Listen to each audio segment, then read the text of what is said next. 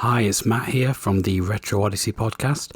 I just wanted to give a quick note before the episode started that due to some issues with my microphone, there are some audio issues in this episode. Basically, my microphone recorded a lot lower than everyone else's, so I had to use a lot of compression to get everyone's voices back to the same level, which has increased the general noise volume in certain parts of the recording. Hopefully it won't impact your enjoyment that much. It's not a major issue, but you can probably hear it if you're on headphones. So my apologies about that, and I hope you enjoy the episode.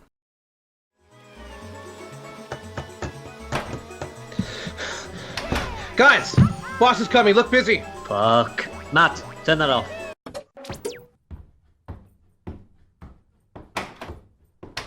We've got the latest numbers, and they're not good. Modern games just aren't resonating well with our audience. Unless it's Fortnite, the Americans don't even care. We need to appeal to a different country. Well, what about England? Japan, boys! That's where the big bucks are, where the yen is to be found. Did you know their population is 4 times the size of America? I think that's China. I've got you 4 tickets to Japan. You leave tonight. Go get 'em, lads!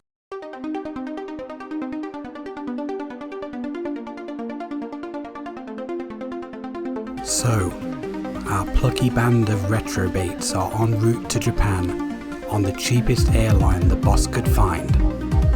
Will they be able to uncover some of the games that Japan would rather keep hidden from the West? Or will they die from too much sushi? Let's find out.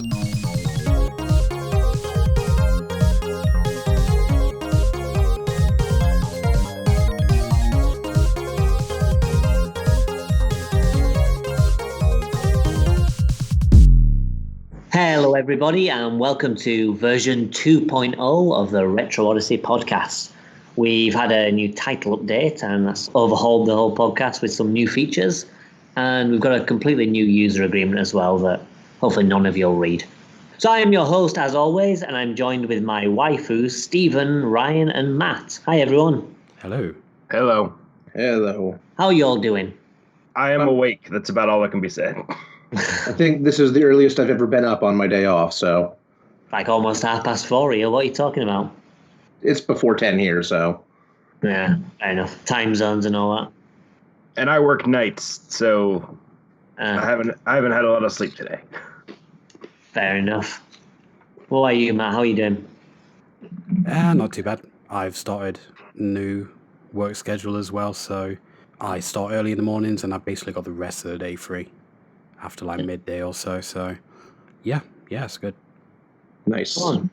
I'm coming up to the final month in my work before the summer holidays, which is always a hectic time with end of school year and all that lot. So I'm having a great time. It's not tiring at all. You lie. Right, anyway, one thing that we're going to do a little bit differently to normal as part of this new version of the podcast is we're going to have like a chat about just stuff we've been doing recently.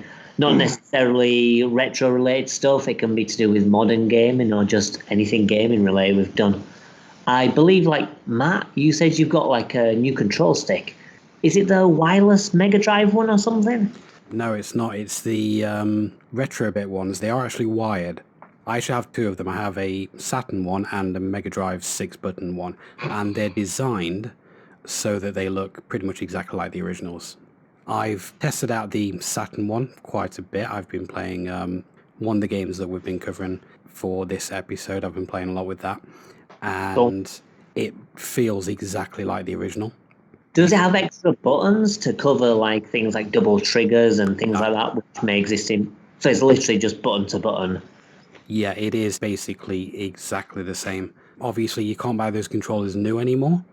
Yeah. So it's good to have, and they've got 10-foot cables as well. Oh, nice. Which is really, really nice. I've not had a chance to check out the Mega Drive one yet because I only got that 2 days ago. But I needed a 6-button Mega Drive pad, and I decided, might as well get that one. Are they USB ones? No, they are for the original consoles. Console. Oh, right, okay. All right, cool. So they're literally just new editions of the old controllers. Yeah, basically the only difference is it's got a little retro bit sticker on the back. And a longer cable. Yeah. All right, that's pretty cool. Because like sometimes with, especially with the Mega Drive controllers, the cable's quite short. So having that extra length would probably help. My consoles are basically on a unit in the corner of my room. So often when I need to play a particular console, I've got to take it off that unit and put it onto the table in front of me. Whereas with this, I can just keep it where it is. And like I said, 10-foot cable, so it's ideal. Nice. It's a shame it hasn't got like a little adapter or something that you can use to plug into your PC and make it USB. Because that'd be additional functionality.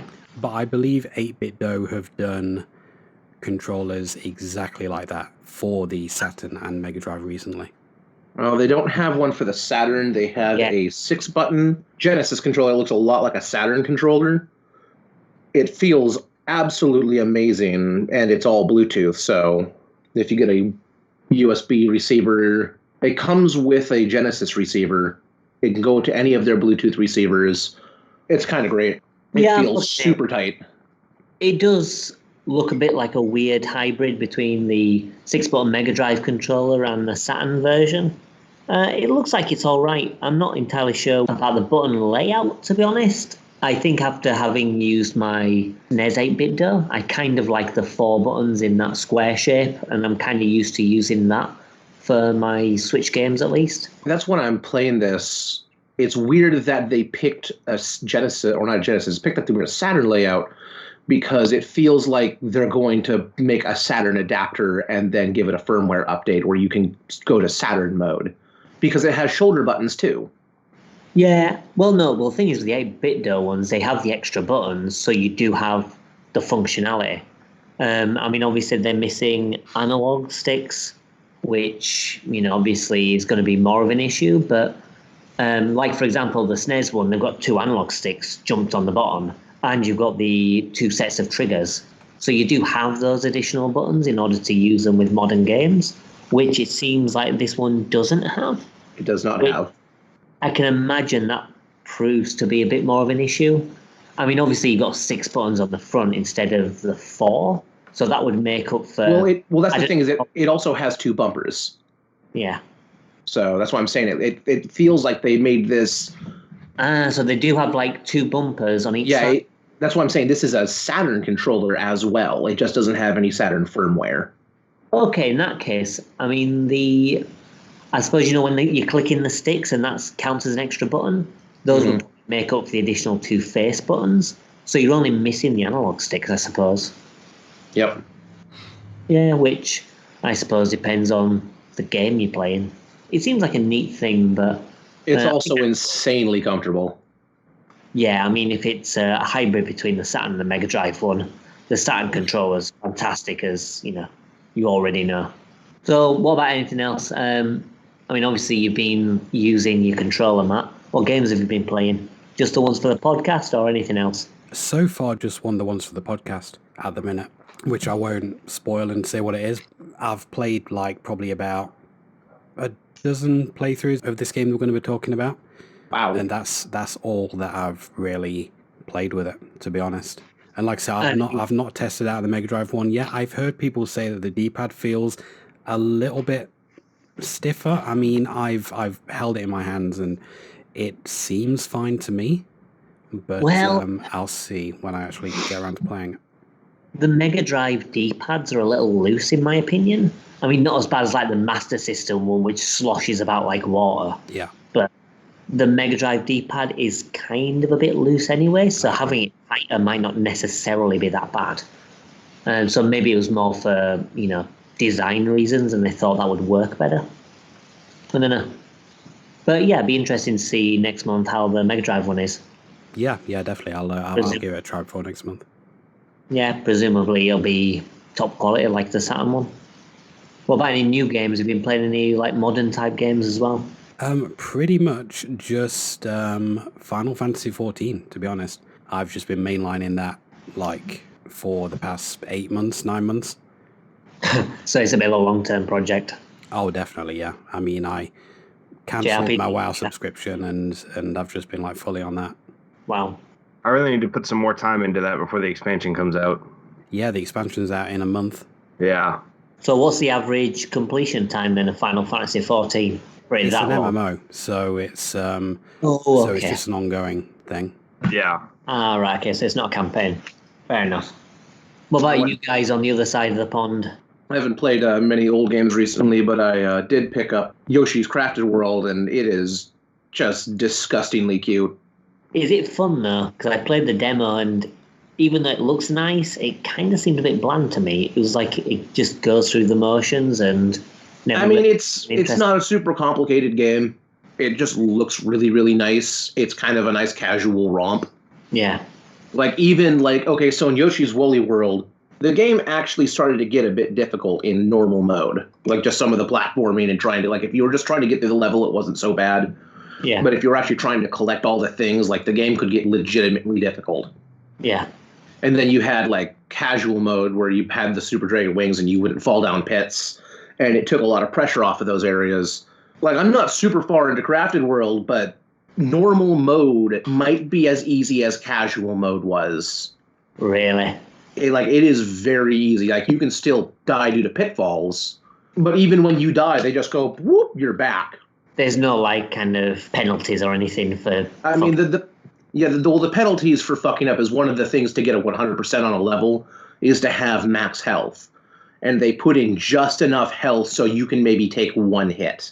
Like, they have enough the little Heartmans that jump around that you can pick up for health. They have just enough to max out your meter and maybe take one hit. And that's it. Yeah. So if we're going for 100%, you have to, proceed with caution. Yeah, but not that much. But not that much. But, like, bosses are fun. The environments are honestly fantastic to look at because it's all crafted stuff. Yeah. Yeah, I've seen quite a lot of videos of it. It's gorgeous to look at. Yeah. I mean, I think it looks pretty, but... I was going to say, I would maybe suggest I got it cheaper off of Amazon. They had it for $10 off, so I figured, hey, why not? Yeah. I might wait for a sale. You can pick it up for like 30 or 40. Yeah. I think it'd be one point where maybe in the future, and I'm starting to, delve into games I might not necessarily have wanted to play immediately, right. And it's cheaper. Yeah, maybe then.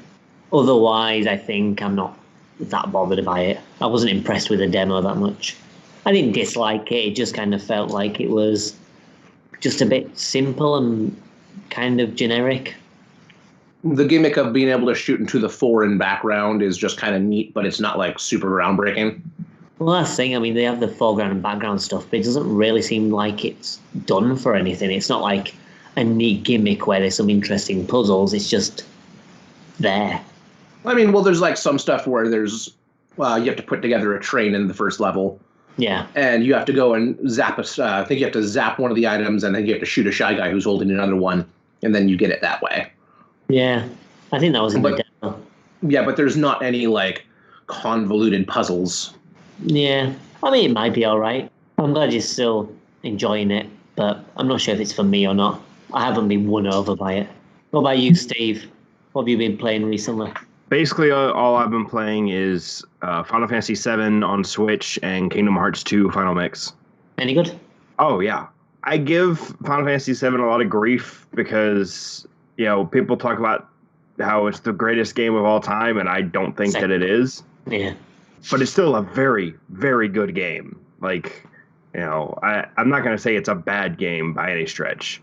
Kingdom Hearts 2 is one that I will defend from everybody because it is my favorite Kingdom Hearts game and one of my favorite games ever. But Final Fantasy VII, you wouldn't defend it so much. No, because there are legitimate criticisms to be had. What they did with that at the time they were doing it was impressive. Yeah. I mean, I know you kind of like look at footage of it today and it's like, why does everyone have hammer hands?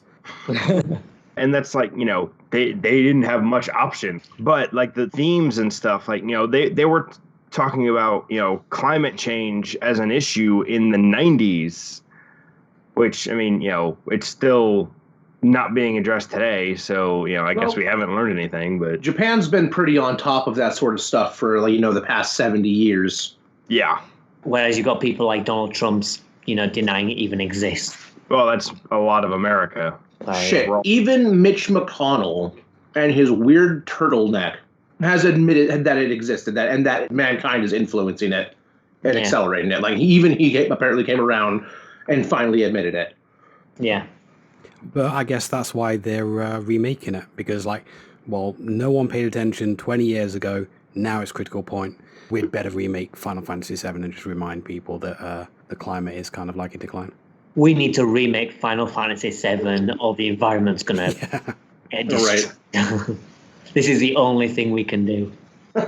I have feelings about the remake. Final Fantasy saved Square Enix back in the 80s, and now it's going to save the world in 2020. Yeah. As for me, I've been playing Battle Princess Madeline. I managed to get back into it and finish it off.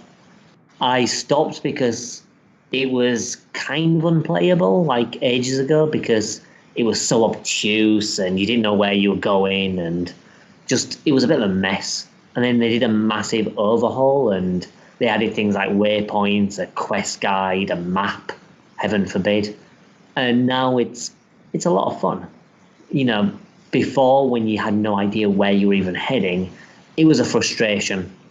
But now the patch has finally been released. I've got to the end of it and I've had a good time. It's sort of like a spiritual successor to Ghouls and Ghosts. So if you enjoy those games, it's sort of like that, but nowhere near as difficult. It's a neat little game. I'd probably say it's not worth the price it goes for, but if you see it on a sale 15-20% off, I'd say it's definitely worthwhile. That's the one that we did a giveaway for a few months back, isn't it? Yeah, and at that point, I think they hadn't released a Switch update, because I had it on the Switch, and then I had the codes for the PC version, so obviously those were extra, and I gave those away.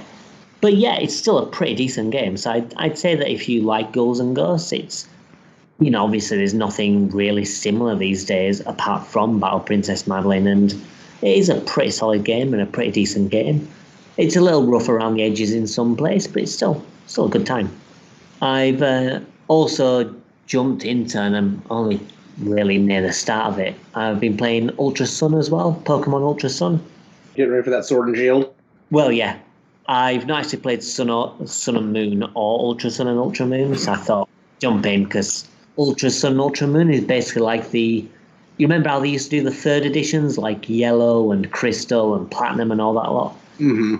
Ultra Sun and Ultra Moon is basically that version where things are just fixed and they've added more stuff. Apart from they released 2 different versions, so instead of having 2 and the updated version, there's 2 and 2 updated versions for fucking reasons. Well, it's like as far as I can tell, it's like black and white, because in black and white you had was it Kyurem and Reshiram?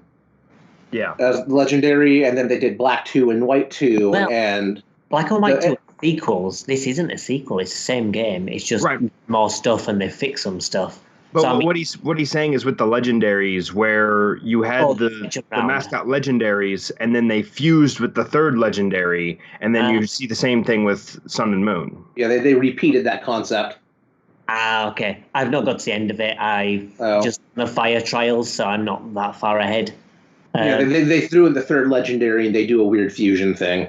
Right, okay. Yeah, I didn't realize that. I thought you meant they're like a sequel, like Black and White 2. No, okay. Not quite. Okay, fair enough. But yeah, I'm enjoying it. There's a lot of problems with the game, like some of the mechanics, like the SOS stuff is a pain in the ass, and the trials aren't necessarily the best, and there are just cutscenes every 2 fucking seconds, and it's like, Jesus Christ, let me go on with it. And it's like, here's how the festival plaza works. Let me waste your time for 5 minutes just doing pointless shit before you can continue with the game. Like, bugger off, mate. But, it's still a good game. I'm enjoying it a lot more than I thought I would. I'm enjoying it more than X and Y. But it does have some problems. How dare you? X and Y was great. Well, I mean, it's enjoyable. It never really did anything special, did X and Y. It just it was just, I suppose, a solid game from start to finish, but there was no standout moment, in my opinion. and the difficulty was just kind of there. I don't know. I think what I liked most about X and Y was just how insane the main villain is. Because we've had some extreme villains before, but this dude, I can't remember his name. The fashion guy. Yeah, he was just like, what are we going to do here? Well, with Yveltal, because I had Y, he's like, oh, we're going to just reset the universe. Like, whoa, buddy. Hold your fucking shit. Like, you just went straight to 15. You skipped 11. You just turned it all the way around. You rolled it. Yeah. I mean, X and Y does have some good things. Like I say, the villain was nuts, and, the new Pokemon were really good, and the multiplayer was pretty good. But just like the standard stuff, like with the gyms and the cities and stuff, I kind of felt like none of those were really anything special. But yeah, I mean, I say Ultra Sun, Ultra Moon. I'm enjoying it so far, more than stuff like X and Y, and definitely more than, Generation 3. But not as good as some of the other generations. Right. So I think that's enough for the pleasantries. Now we're going to move on to something new, one of our new segments. Before we delve into the actual main topic, I think it's time we cover some of the latest news in retro gaming over the last month. So now this is our first proper news segment, which is the news segment, where we talk about the latest in retro gaming news that's happened over the last month or so. So for me, I think one of the biggest pieces of news to come out this month is John Romero's 5th episode of Doom, which is Sigil, I think the name is. It's finally going to get a release at the end of this month on the 31st. So probably by the time you're listening to this, it'll have been released. It's been in the works for like ages, and, obviously because it's John Romero, it's been delayed to fuck due to various reasons. I think he wanted to delay it until the physical version was ready to go. But yeah, so we're finally getting a 5th episode of the original Doom. It's going to be a proper Doom mod and everything, so it's going to attach to the original. I imagine you're pretty excited for it as well, Matt? Yeah, I'm definitely looking forward to it. As you know, Doom is one of my favourite games of all time. And you don't say. It's really, really, really nice to see, new stuff coming out for it now. Especially official stuff. I mean, I suppose it's not official, but it's John Romero, so it might as well be official. Yeah, as official as it's going to get for that particular game engine at this point. Yeah, so we'll see how that is. I imagine that we're going to talk about it next month after, we've had a chance of playing it. I mean, I'll definitely play it, and obviously you will, Matt. It's free, so why the hell not? Let's just hope it's as good as episode 4 of Doom, which... was another additional one they end up doing, and that's actually my favourite episode of Doom. Not exactly sure when it's going to come out for download, because it has shipped. The physical product is shipped. Yeah, the physical one's shipped, and the download one is going to be on the 31st, so end of the month. 31st is that. So not too long to wait. On another piece of news, we've also been getting more information on the Mega Drive Mini. Ryan, have you got the list of games you said? Well, I do. I think there are 30 that have been released at the moment. So do you want to put down as what we've got at the moment and see if it looks good or whether it sounds shit? Yeah, we have 30 of the 40.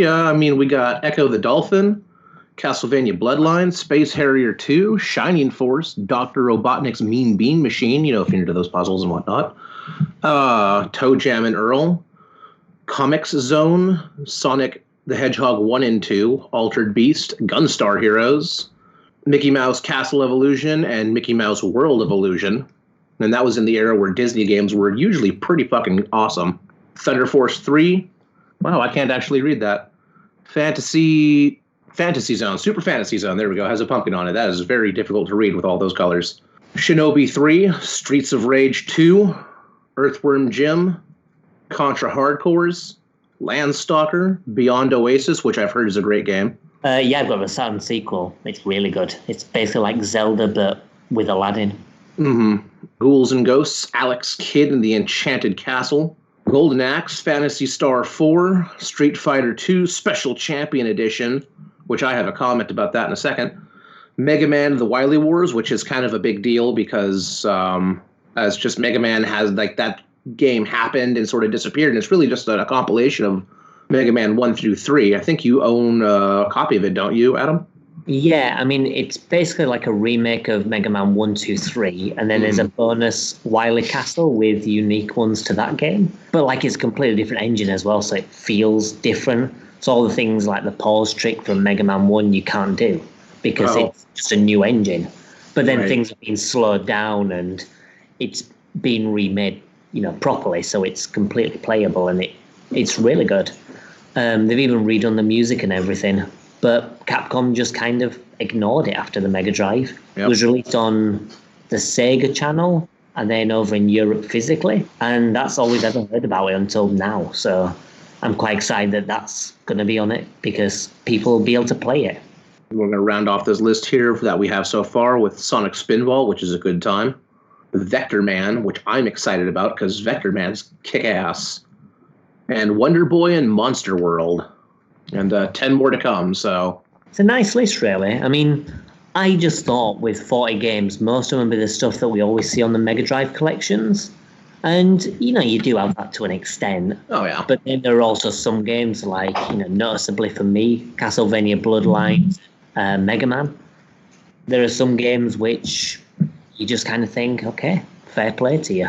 Those are some really, really impressive games that I weren't expecting to be on there. Is this the first time that Disney games have appeared on one of these compilations? I think it is. I know the Nintendo Minis didn't get any Disney games. Yeah, I don't think they have been re-released, apart from, obviously, you've got the remake of Castle of Illusion. I don't seem to remember them ever being on one of those compilations. We'll have to wait and see what the final 10 games are. I wanted to make a comment about Street Fighter II because the Japanese version of this game is coming with one 6-button Genesis controller. The US and I believe European releases are getting 2 3-button controllers. So I don't know if you've ever tried to play Street Fighter with a 3-button. Yep. It's not going to be the best time. It's not a good time. Oh, but that's the thing as well. Like the Japanese version is actually getting another game that isn't getting released in America. I don't know what it's replacing, but one of the puzzle action Mega Drive games is getting released on the Mega Drive Mini. I'm not sure what obviously the Western version of that is because I haven't compared and contrasted. But I did remember seeing that puzzle action is going to be on the Japanese one, which, that's a pretty good game. Unexpected. Yeah.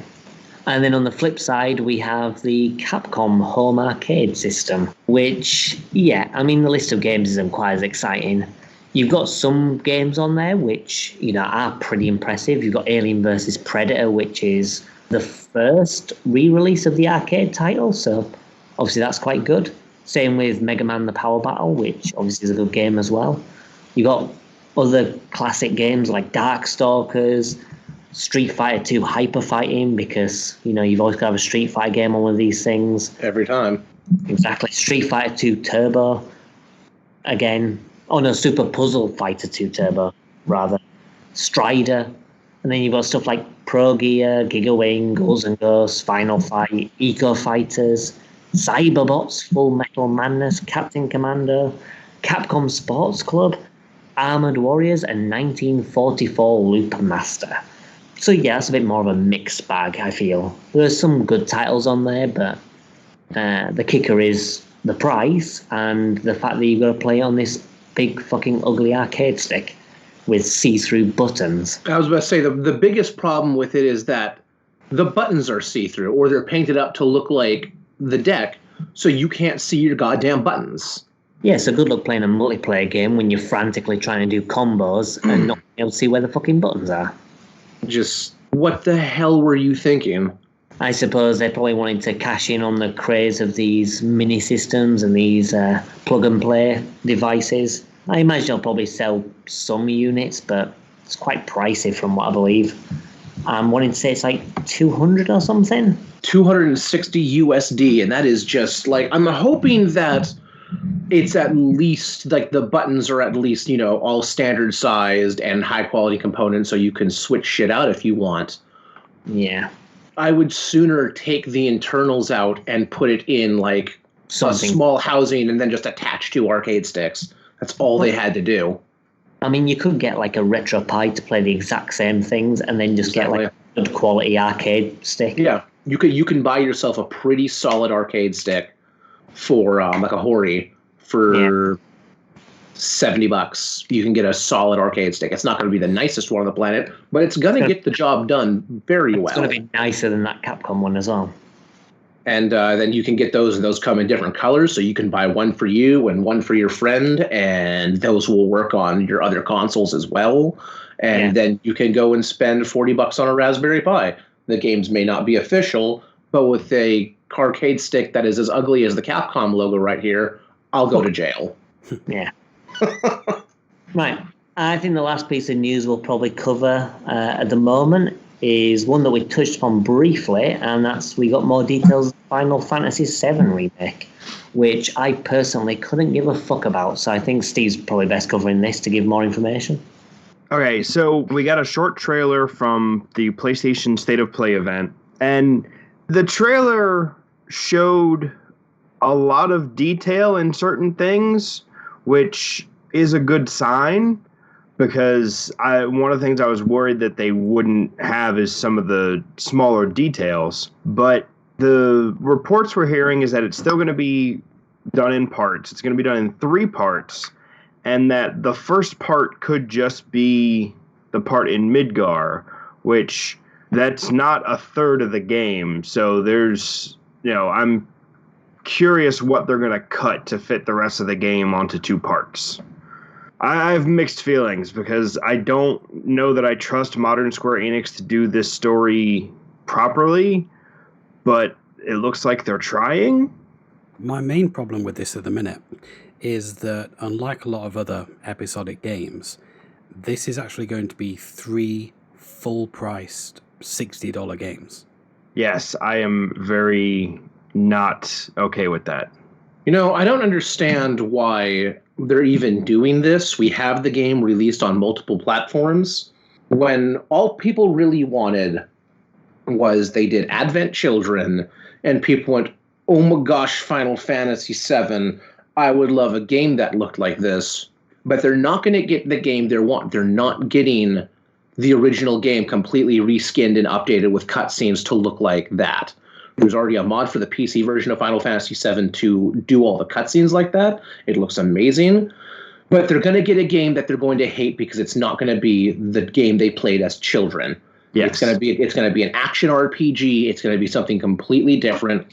Square Enix would be real smart to come around here soon and go, lol, tee-hee, just kidding, we just made Final Fantasy VII into a movie, so now you can have Final Fantasy and Final Fantasy Advent Children and have the complete story on Blu-ray. It's another one of those things where I'm like, okay, y'all, the game, I think a lot of people are forgetting what the game was originally like. Mm-hmm. Some people have brought this up. All people remember is, oh, how cool did Sephiroth look walking into that fire? It's like, right? Okay, that was 15 seconds out of a 100+ hour game. Well, and the cutscenes were pretty, and the actual animated cutscenes were pretty clean for the PlayStation. Yes. So you had that going for it. You did have a sprawling story, a cinematic game, but it was just, I'll take a lot of flack for it gladly. Final Fantasy VII did not age well, or rather, it did not age as well as it should have. Its visuals did not. I think the story still holds up. The story's fine, but when you take a game that released around the same time, Final Fantasy VIII aged better. Final Fantasy VI aged way better. Well, Chrono Trigger, and these games that came out earlier, they aged so much better. Final Fantasy VII was just that first introduction to the Final Fantasy series for so many people. Yeah. Final Fantasy VII has the same problem that Ocarina of Time does, where it was people's first exposure to this franchise and some people's, first exposure to games. So they latch onto it so hard and don't think about, everything around it. And, they don't look at the other games in the series that didn't get as much hype and as much media, but are actually better. Exactly. So and here's my thing, yes, 7 is a great game. I love 7. I, have played it the second most out of all the Final Fantasy games. Final Fantasy X is a better game. because it did more than 7 did. Now, it doesn't have some of the themes that 7 does, and it doesn't have some of the complexities, but you would think the people that are all, graphics would look at 10 and be like, holy crap, this is amazing. Exactly. Which they were at the time, and then they forgot, apparently. Yeah, it's just, I think a lot of people are going to be real sour and butthurt about Final Fantasy Remake when it comes out. Yeah. And that's going to be fine with me because I own the original. So, yeah, I have the original, the Switch version, and the PC version. Yeah. Which, I got to tell you, the Switch port is fantastic. Those extra cheats, quote unquote, make the game so much better. So much more tolerable. Yeah. I've only got the PlayStation 1 version. I've got it physically and digitally as well, because there was a sale on last month on PlayStation Store, and all of the PS1 Final Fantasy games were $3.99 each. So I just thought, fuck it, just in case my disc stopped working one day, I'll just can't beat that. But compare that $3.99 to the 150 odd pounds that you're going to be spending on the remake. I don't want to spend that much on the remake. I will probably just wait till it's all out, because that is one of the big ones for me. I mean, you could probably buy like a Switch for the price of that one fucking game. Yes. More or less. Like $180 is quite a lot. It seems like they've only split into episodes so they can charge more for it. That was one of Square Enix's things a while back, was they wanted to break up all their games into pieces so they could sell them multiple times. And like, their entire corporate model was, how can we get more money out of our customers? Yep. Not, hey, let's make good games. And that's why we have Final Fantasy 13, Final Fantasy 13-2, and Final Fantasy 13-3 Girl Cloud. Well, 13 was part of a bigger problem. The problem wasn't 13. The problem was Fabula Nova Crystallis. I have a friend who said a while back that the biggest problem with Square Enix was the merger of Square and Enix. I mean, yeah, because, I think 10 was the last pure Squaresoft game.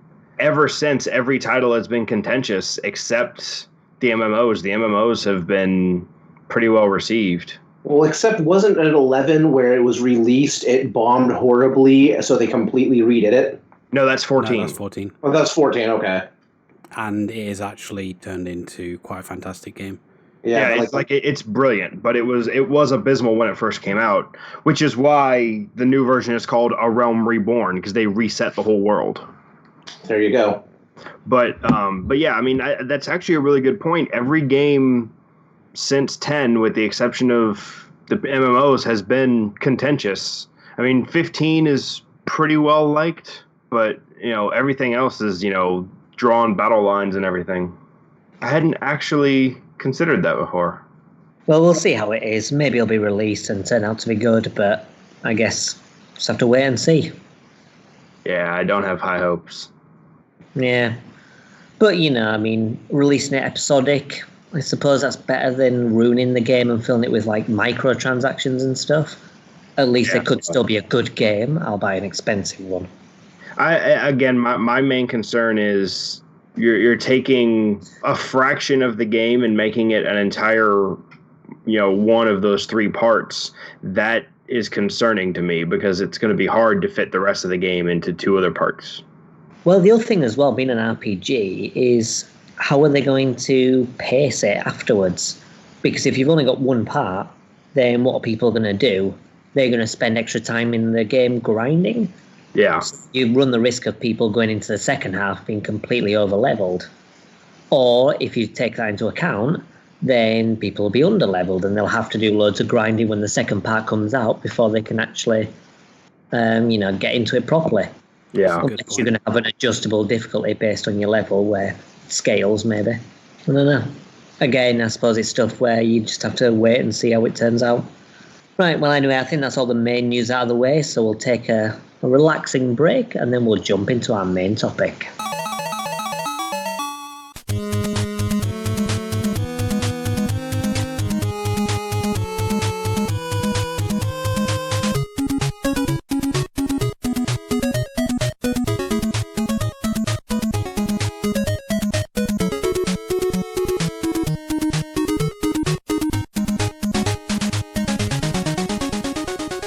Okay, well, I hope you enjoyed that excellent piece of music that we had over the interlude, and that'll bring us nicely into our main topic for the month, which is games that were exclusive to Japan. So our main topics from now on will be different to previous episodes. Instead of covering 4 games that fit into like a certain theme or genre, we'll actually be discussing a general topic and include a couple of games as talking points. It'll be kind of similar to before, but really we want to delve into the topic and discuss the ins and outs of it. And also have less loopholes. Less loopholes as well. So, we're having good examples for the topic rather than this is sort of fitting. And trying to fit in loopholes with our choices just for games we want. But yeah, the topic this month, I think it's wise to probably split into 2 separate chunks. So we've got games exclusive to Japan, and I think having ones that are, not only accessible to Western audiences in terms of like the language barrier, so either they're in English or have very little that need translating. And then on the other side, we've got games that are like really Japanese. So either they've got like a lot of text that need translating, or they're just games that maybe Western audiences wouldn't get, like really weird and Japanesey, shall we say. Yeah, and we've kind of got one of each this month, haven't we? I mean, one of them is very accessible with not a lot of text, and the other one you struggle just to make head nor tail of. I mean, you work it out, but... You can work it out. It's enough to kind of get by, but... there is a lot of text that needs translating and it's strange. I mean, I think we'll leave the strange stuff until later and kick off with the more straightforward stuff. We'll start off by jumping into the first game choice. So that game's Getsu Fumaden. It was released back in 1987 for the Famicom and was developed and published by Konami, who were of course famous for Castlevania. The story is that a demon lord has returned and it needs to be slayed. If that sounds familiar, probably sounds exactly the same as Castlevania. And yeah, it is. The game's quite Castlevania-ish. I mean, I don't know about you guys, but I got a sort of a feeling of Zelda 2 mashed with Castlevania, but with like none of that RPG stuff. I mostly just went, oh, it's Castlevania. Yeah. Yeah. Once you're into the 2D stuff, it's very Castlevania-ish, apart from... like everything just comes straight at you. Like it's Castlevania, but not as good. Yeah, basically. It does have that kind of Castlevania design, but everything just comes at you in waves and you don't really have much chance to deal with it. But it's that kind of style. Well, yeah, and it was a weird thing too, because like immediately, okay, so your weapon is kind of slow, but it cuts in a huge arc. You have your sword and it just goes swoosh all in front of you, making it already a more effective weapon than the whip. And in Castlevania. And hit at the same time. Yeah, you can do it's a better combat than Castlevania. But they went, what is the worst part of Castlevania? I think it's the Medusa head. Everything's a Medusa head now. Everything flies in a wave pattern. Well, it's not just that. I mean, you've got the big Medusa head type things, but then you've got like the enemies, like the pregnant clown things that give birth to eggs that fall along the floor. I don't know what the hell they were. But like they come straight at you and there's not really that much opportunity to kill them before they actually hit you, normally by touching you. So the only chance you've got of killing them without getting hit is to like stay on a high ledge and just kind of chop at the head. Mm-hmm. I mean, the way this is sort of different, though, is that you've got more of a health bar. Like with Castlevania, you die very quickly. With this, you've definitely got a lot more leeway. And you can pick up health by collecting the souls of the people you've killed. So in that sense, it's a bit more forgiving. But it also feels like they do that because you're going to get hit. It sort of feels like they've just put it in there just to make the game playable. Right. I did take notice immediately of a couple of things, and that is sound effects primarily. And I recognized a handful of those sound effects from TMNT, including the pause screen.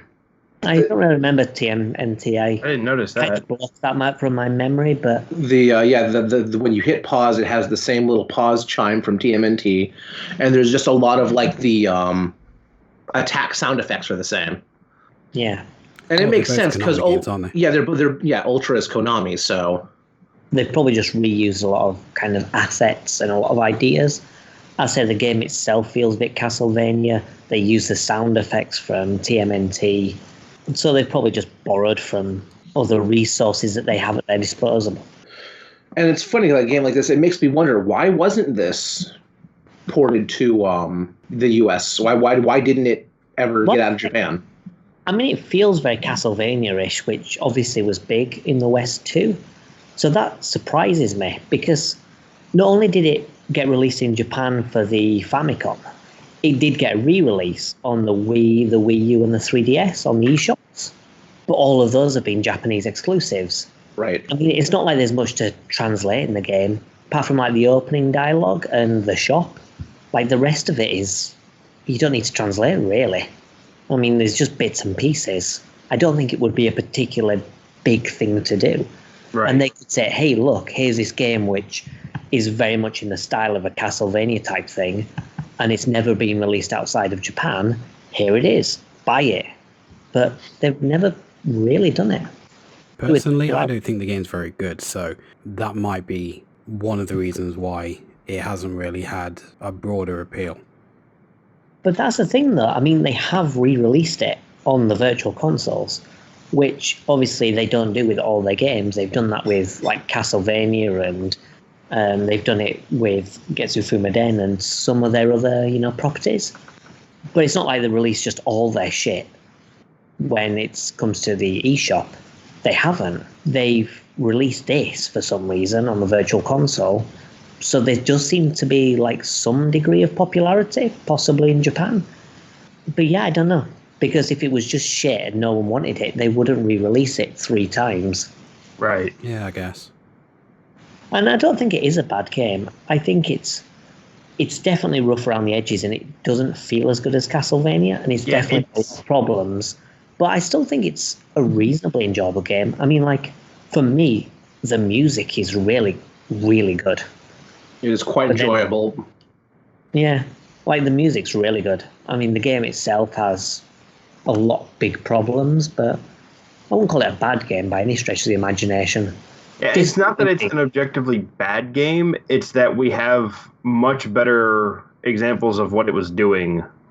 I think it's because it evokes a feeling of Castlevania, and it's nowhere near as good as Castlevania. Yeah. No, I mean, the thing is with Castlevania, it's like you're going through a level. If you get hit by an enemy, it's your fault. Because the controls are tight, they're responsive. In Getsu Fumaden, if you get hit by an enemy, 50 out of 50, it's going to be the game's fault. Yeah. Because shit just comes flying at you. Yeah, and the thing is, a lot of the enemies take 2 hits to kill, and there's no stunning them with the first hit. They will just keep coming on. So like a lot of the times you'll hit an enemy and you can't get out of the way because they're still coming at you. Yeah. So you have to take that hit. So the only other thing you can do is just hit them with that second shot and then pick up their soul to regain some health, which, as I say, just feels like they're sort of plastering over a problem rather than, addressing it. Yeah, it just seems quite a lot of the time it's just impossible to avoid taking damage. Yeah. And as I say, it's disappointing because Castlevania is not like that. I mean, Castlevania is far more punishing when you get hit, but then usually it's your fault. Yeah. You can deal with Medusa heads. You can deal with bats. You can deal with all the annoying stuff very easily once you know what to do. But in this, it kind of feels like you just have to mop up as much health as possible after getting hit. And that's basically your strategy. I'm curious if another reason it didn't really make it over here is because it appears to be rooted a bit more in Japanese mythology. That is a very possible reason. There's a lot of times those games don't transfer. And so even if they translate it, thered be a lot of stuff that would just be kind of, people would go, huh? I don't understand the significance of this or why this is happening when in Japan the story is mythology and therefore relatively common knowledge, it just ties together better. And the other thing is there could be things that don't have translations. Well, I mean, the actual story itself is basically the same as Castlevania. Maybe the monster designs are more rooted in Japanese mythology. But I think the actual stories, because it's effectively the same as Castlevania, I don't see a problem with the actual main story. I don't know. There was another, and I've mentioned it before, there was another game that didn't make it over, was, and I might butcher this name just a little bit, but so... That's the problem with this episode, is us trying to pronounce. Yeah, but it's a Famicom Musha Shimbashina Shin Onagashima, which is a Famicom game. It's more of a novel, like a game novel versus just like, straight up gameplay. There's a whole lot of story going on, and it hasn't gotten a proper translation, not even like a proper fan translation. And I've had like a read down of what the story's about, and it looks rather fascinating. The gameplay seems interesting, but if you can't read Japanese, you're not going to be able to play that game. And if you're not familiar with Japanese like folklore, you're not going to get the game because the story is rooted deeply in that. And that might be one of the reasons they just didn't bother. Possibly. And it's like, I go kill the monsters, go through the levels, kill monsters, and that's all you really need to know for this. Definitely. There might be a little bit more significance there that you just don't get because you're not reading it. Yeah, I mean, if it does relate to Japanese culture, then maybe they just think it wouldn't resonate with Western audiences. Exactly.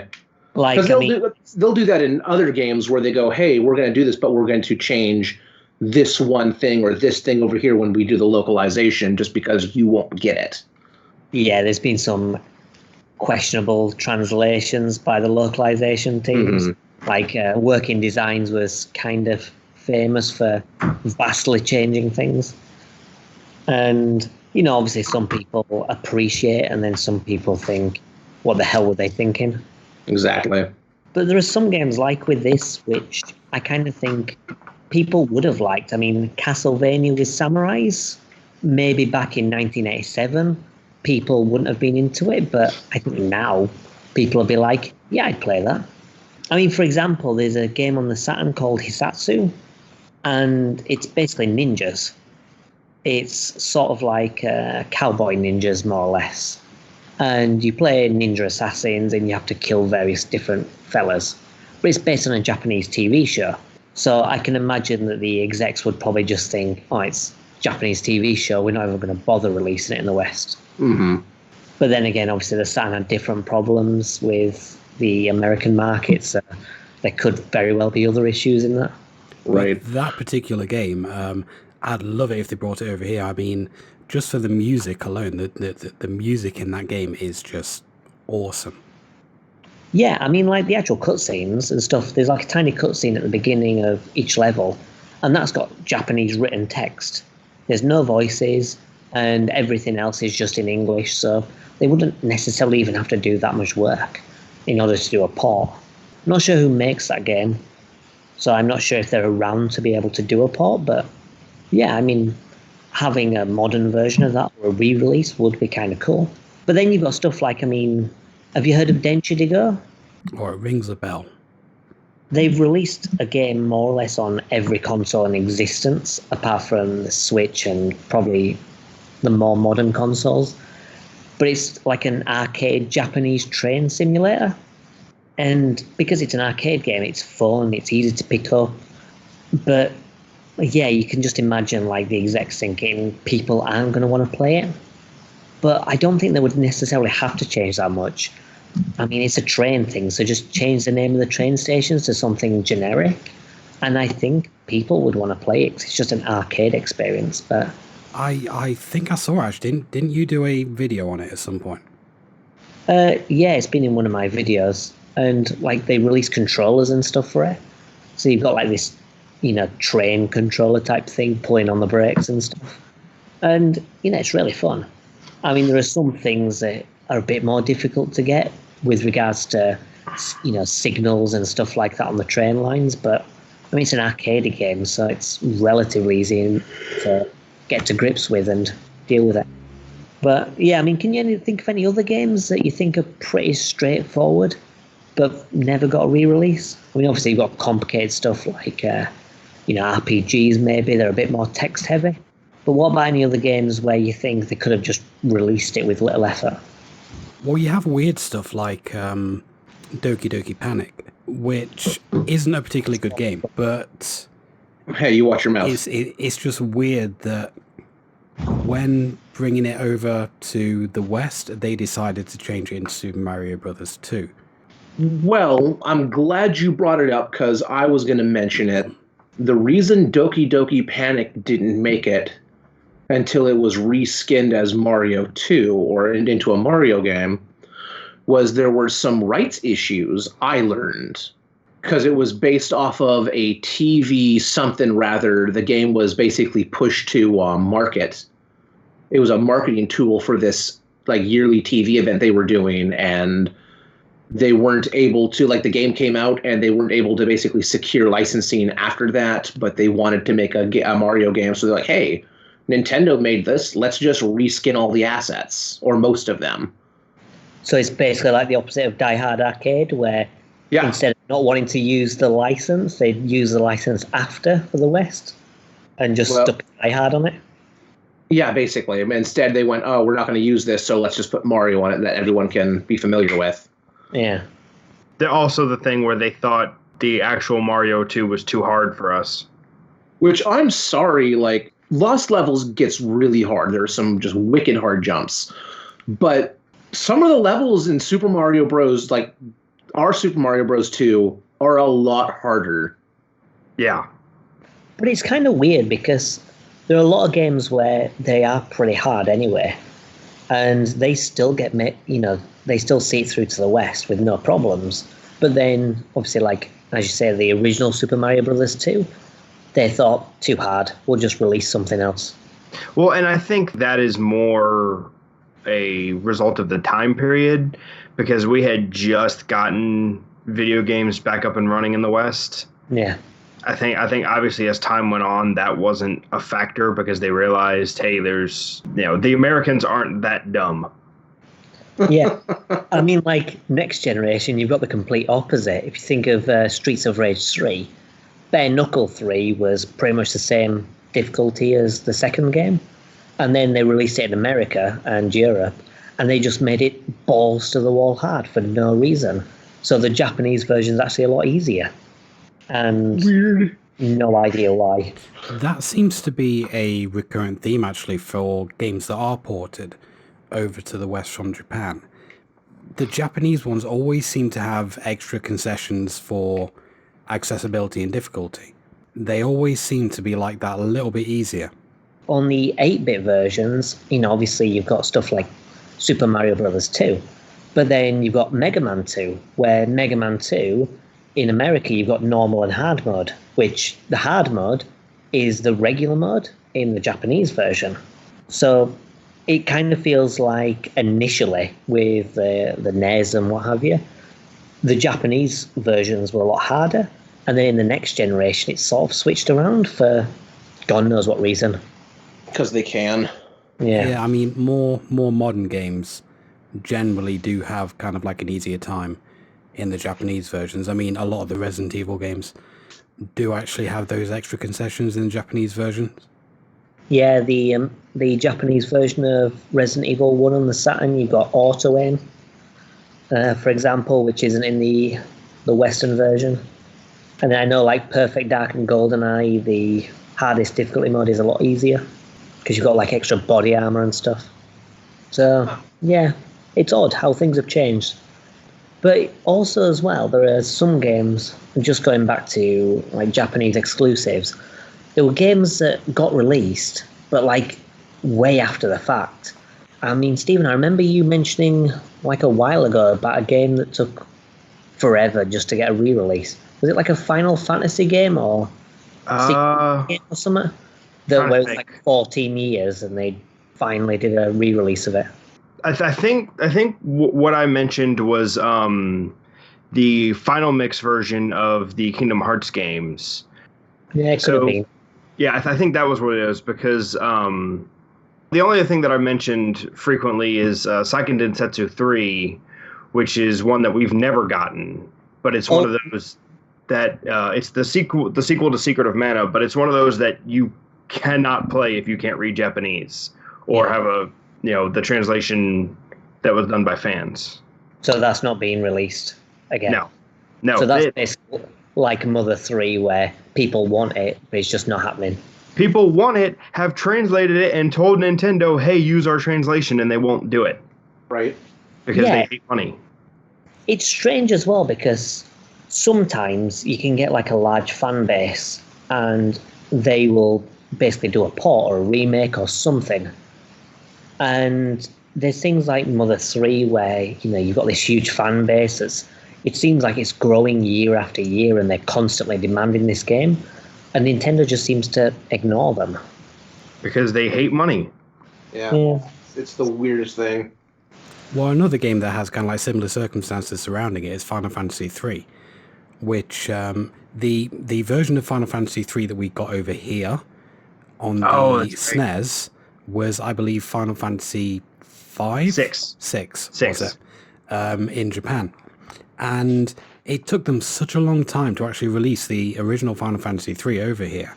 Even on the PSP, there is no physical release of Final Fantasy III. I had to import a copy. Now, you can play it on the PSP. The PSP is region-free, and it has fully English text when you play it on a Western PSP. So it's kind of like, why are they so reluctant to release this one particular Final Fantasy game? All the other ones you can go out and buy in the shops. But it wasn't until so many years later when they actually thought, okay, maybe we'll bring it out on the DS. And they finally brought it out.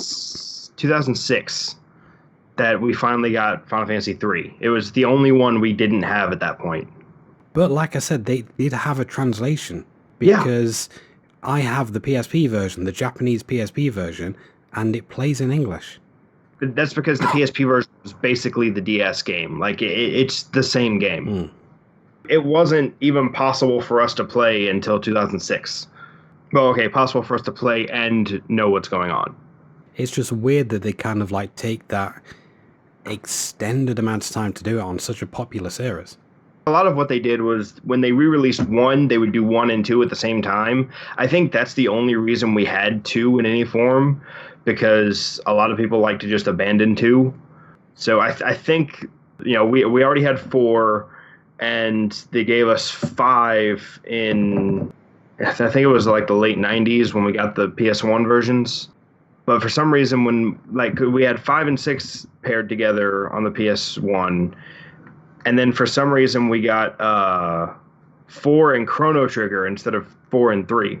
Final Fantasy Anthology is 5 and 6, and Final Fantasy Chronicles is 4 and Chrono Trigger. I still don't understand why when they could have just put 3 in there. Yeah, and you've got Origins being 1 and 2. Yeah. I don't know. It's weird. Yeah.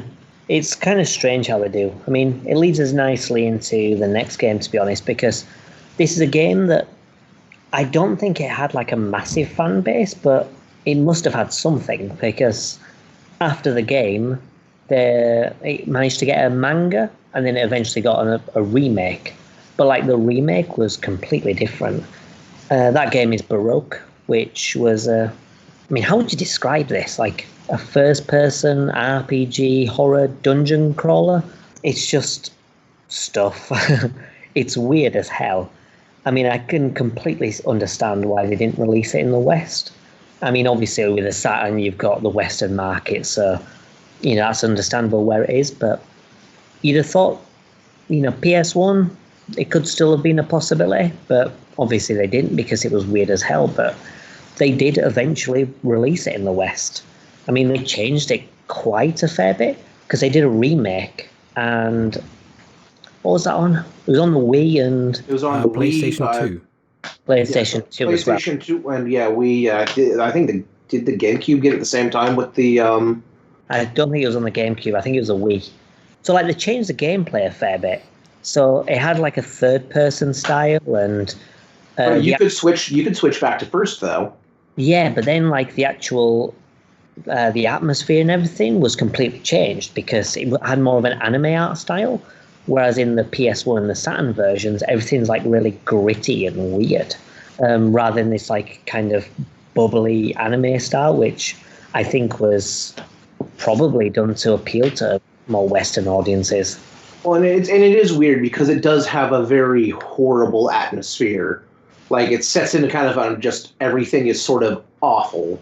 Yeah, it's like... Which is a shame because I would like to know why everything is awful.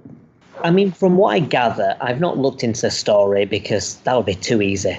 I like trying to piece together what I think of it. But it seems like it's some kind of purgatory or something, or some kind of hell maybe. Because you get dumped into this world and there's sort of angelic-looking figures outside this tower. And then you enter the tower and you have to fight your way through it. And then when you die, there's a cutscene that happens and it shows you sort of getting rejuvenated. And then you get dumped to the bottom again. So it feels like this sort of cyclical story where maybe you're undergoing some kind of punishment or something. So it seems like a kind of a hellish landscape. Oh, yeah, it is fair. You forgot in your genre list that it is also a roguelike. Yeah, definitely, because it's got procedural generation, so like every time you play it's different. I mean, it's not vastly different because it kind of looks sort of similar, but like the layout of everything is different and the items and weapons you pick up. The story, I reckon, is completely incomprehensible. It's all in Japanese, got no idea what they're saying. Yeah, it's all in Japanese, so it's kind of hard to pick up because it's such a weird game anyway, so you've not really got that help. And you're picking up these items, and there are some kind of clues, like weapons have got a sword symbol next to it, and you've got like a number representing the power. Yeah, I was gonna say, thank God for the occasional like defense, like the DEF2 and ATK and stuff, and like your standard, those being in English, because like otherwise I would have been. I didn't play very much, but mostly because I couldn't understand what the hell was going on. But it would have been almost completely unplayable if I didn't know what I was looking at. I would have had to punch everything to death. Definitely. I mean, like, there are little armor symbols next to, like, clothes and stuff you can use. And you've got the stats of it, which, again, helps a little. But then other stuff, apart from stuff that says, like, plus vitality, which I assume is, like, healing stuff, other stuff, you press it and maybe something noticeable happens. Like, there's one that came up with, like, these green lines in a cross. And it looked like, the start of RoboCop where they're tightening the visor scans? It looked like that. And I had absolutely no idea what it did. I just know it did it. So, maybe it's something that you can find, in a guide somewhere maybe for the remake. But there are just like a lot of items and you just have no clue what they do. So aside from like armor and weapons, you're pretty much left on your own. I mean, personally, I think it adds to the horror atmosphere because you're sort of wandering around without knowing what's happening in this strange world. So I do think it adds to the horror atmosphere, but... Accidental enhancement. Well, yeah, but it makes it bastard hard. I did go and flip through a little bit of gameplay of the Wii version, or one of them, and where it was all in third person, and it does, everything's a little bit more not as horrible. But some of the characters, some of the NPCs are still just awful. Yeah. But the biggest difference between the two that I can tell, because even the remake versions even use a lot of the same sound effects, like the attack and walking sound effects are all the same. They just ported them right over. And the world doesn't look terribly different either. It's a little bit more crisp. Those monsters with the big titties? I didn't see that part. Because like one of the first monsters that at least I saw during my playthroughs were these big green mutant fat ladies with the boobies hanging out. Yeah, and they poison you, don't you? Yeah, so that's certainly interesting. And I ran into flying fish. I can't imagine that on the Wii for some reason. I can't imagine Nintendo allowing it. But one of the biggest differences right out the gate was the music. They redid the soundtrack. Yeah, because there's not really much of a soundtrack on the Saturn version. It's more atmospheric. I don't know about the Saturn. I was emulating on PlayStation. Yeah, I think they're both the same, the PS1 and the Saturn version. I believe they are, but there is, like, the soundtrack is not super, it's not like this big thing, but it's there and it's very... Yeah, so I think it's more to do with the atmosphere, so you can sort of hear it in the background, just giving... Yeah, it's very, very good, though. Yeah, definitely. And in the remake, it's different and it's bad. It ruins the atmosphere because they tried to make it a bit more upbeat, and it just falls flat. Yeah, that's very strange because, as you say, the music in the original one was pretty good. Yeah, it really kind of helps with that atmosphere. I mean, this game for me is probably one of the most atmospheric games that I've played, honestly. Just down to that kind of like silence that you have, or really, really quiet atmospheric noise as you're going around.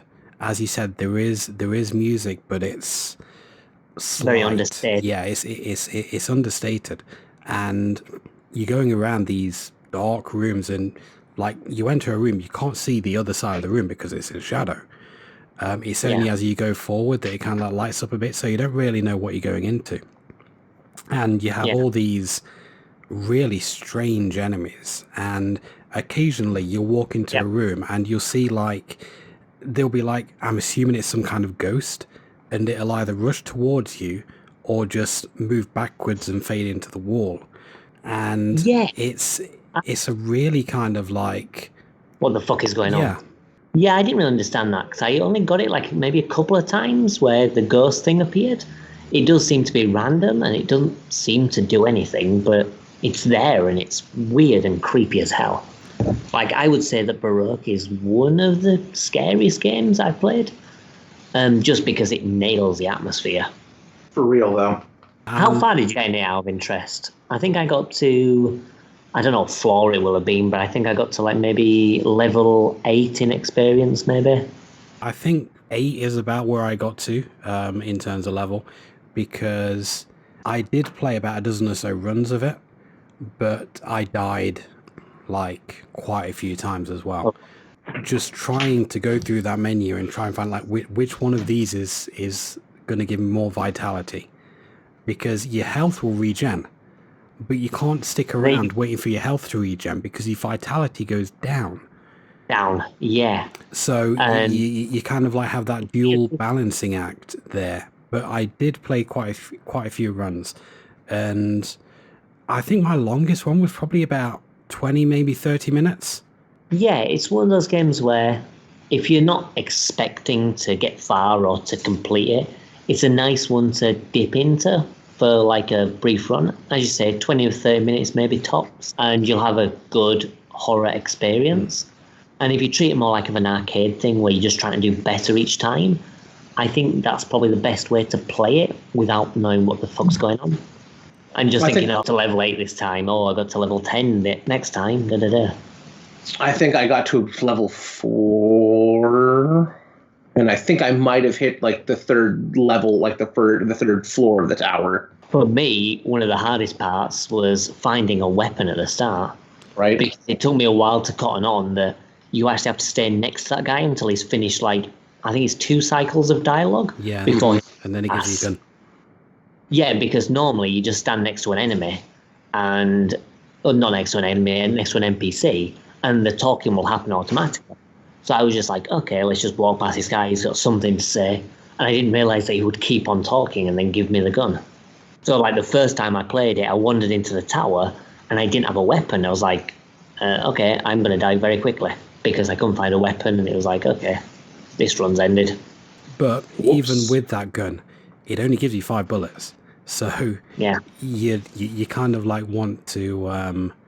Well, no, the sword's behind him. So once you finish speaking to him, he'll give you the gun. But then you have the sword behind him as well. So you do have access to like something to slash and some kind of weapon. Oh, I didn't get the sword outside. I got the sword inside. Yeah, there's a weapon right behind him. So as soon as you finish speaking, he'll let you pass and you can pick it up, then equip it. Like I used that sword for most of it until I found like something that was a little bit stronger. There's another NPC in that first area as well, guarding another portal, and it seems that his portal goes down in the tower while the other one goes up. It kind of seems like you can go both ways. I'm not entirely sure. Yeah, I think Well, the way I did it was going down, so it was like BF1, BF2, BF3, BF4. I didn't realise there was another portal. You've got the angel just to the right of the path you go up to get into the tower. If you go further right from the angel, there's another guy with another portal. Maybe they actually go to the same place and it was just a random generation that was giving me different results. Yeah, possibly. I'm not sure. Well, either way, I mean, I don't think it makes that much difference whether you're going up or down. I imagine it still feels pretty similar. I just wonder if, once you reach like a certain checkpoint, because I know that there are like chunks and the game will like save after, like a big chunk, like I think it's like 10 floors or something maybe, and then it'll go on to the next part. I'm not sure whether that next part has a different aesthetic or whether it still has that kind of mechanical type look. Yeah, I'm not sure. I didn't get further than that. Yeah, I don't think I'll get that far. I think when I got to level 8, it was maybe the 5th floor or something, so yeah, I don't think I'll ever get that far. I'm just happy to get as far as I got. I have to say, it doesn't seem to be without its bugs, though. There are more than a couple times where going through some of the menus, you'll select something and it will just basically stop the game. I mean, the music will still be going on in the background, but you won't be able to do anything with the controller or the menu or anything. It will just stop you from pressing anything and it will just hang there. I had that happen a few times, and because I can't read the menu text, I don't know exactly what it is that I did. Maybe it's like a pause button or something you press during the menu. Maybe there's something that happens during the menu and you hit something. Don't think I've ever had that, but yeah, I don't know. Not that I remember anyway. Maybe it's an issue with your CD. Maybe it's a button function during the menu. I don't know. That's the problem with these games when you don't really understand what's going on. It can be difficult because there's no fan translation either. So, I mean, the remake's probably the closest thing you've got. But then it's comparing like the items and stuff and weapons. You can't really do that with a remake because the names are so different. Yeah. And they look different. But for the most part, you can work stuff out. You can work enough out to be able to get a good idea of what's going on. Yeah, definitely. I mean, can you think of any other games that are like really weird and stuff, and that's probably why we didn't see it? I mean, I can think of stuff like maybe Pulley Ruler, which maybe got like a release in the arcades or something. But it's a beat 'em up and you control a kid with a wand, and there's just like weird stuff going on. Most major horror franchises did release in the West as well. Yeah. Oh, apart from, there was I can't remember the name of it. There was a NES game that was a horror game, which people say is fantastic. Oh, you're talking about Sweet Home? Sweet Home, that's the one. That was like the precursor to Resident Evil. People talk about it all the time and say, oh, it's fantastic. And I don't believe that ever got released in the West, did it? No, it didn't. There are fan translations, though. You can get a fan translated ROM of that. That's cool. I might load onto my my RetroPie and play it at some point. I'd never even heard of it until one of you guys mentioned it. Yeah, I only heard about it like randomly. Someone just mentioned it. It could have been on the Retro Game Squad podcast or somewhere like there where I overheard it. But it was just an offhand comment. Yeah, I did touch on it briefly when I spoke about Resident Evil last year. But it is basically a mansion exploration thing, and you have a team of people and you can choose which character to control, and you can move about to kind of like different areas of this mansion. You don't have to stay together, you can split up and you choose which character to control, and it's an interesting little game. You can kind of see how Resident Evil was kind of born from that idea. Okay, so there's one game I can think that was just way too weird. I'm really sad it didn't make it to the US. And if it did make it to the US, then I don't know where or when, but it's called Ski Jump Pair Reloaded. Ski Jump what Reloaded? Ski Jump Pair Reloaded. Like, pear is in the fruit or pear is in two items? As a pair is in two. Okay. And I guess it started off as a pachinko machine thing, but it got ported to a proper game on PlayStation 2 and I think PSP.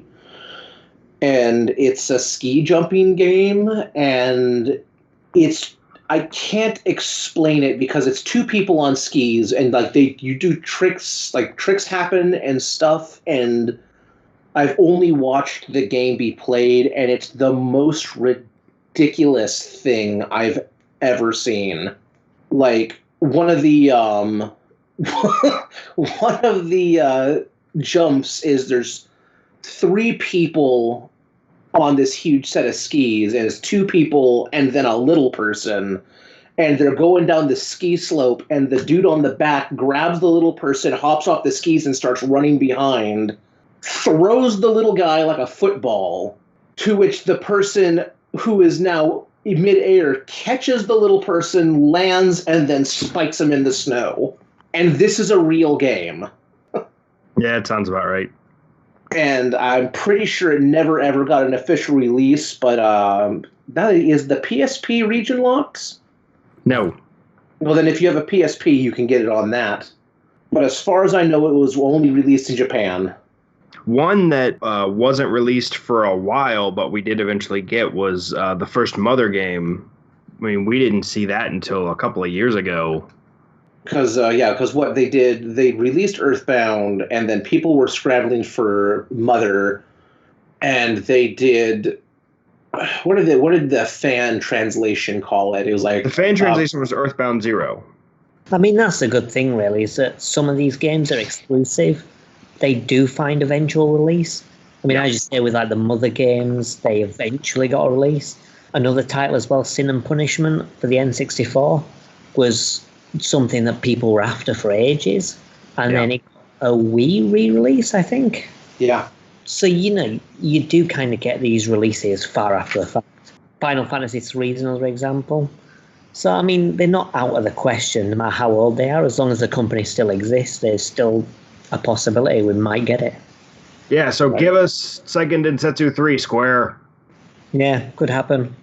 It frustrates me because they put out a collection of Final Fantasy Adventure, Secret of Mana, and Seiken Densetsu 3 on the Switch in Japan. Like, that's the thing you can buy on the Switch, but we can't have it because they never translated the third one officially. Honestly, it's quite lazy. You kind of think that with the online service stuff, fine, release these Japanese games, but put in the effort to translate, give us something of value. I mean, I know not everyone like me, for example, wouldn't be interested either way, but, put in the effort occasionally, like twice a year maybe, to translate a Japanese game to release it, just as something to offer people. Well, especially because the Mana series is so good for Switch because the second and third one were so built around co-op that they're a perfect fit on the Switch because co-op is easy to jump in and out of. Right. Just work from that to translate. It wouldn't even be that hard. So it's not like we're still figuring out the language barrier here. It's like we have professionals that do this. It would be very little effort to run through, translate, and then run it by a couple checks to make sure that there's not any like messed up grammar or this guy are sick.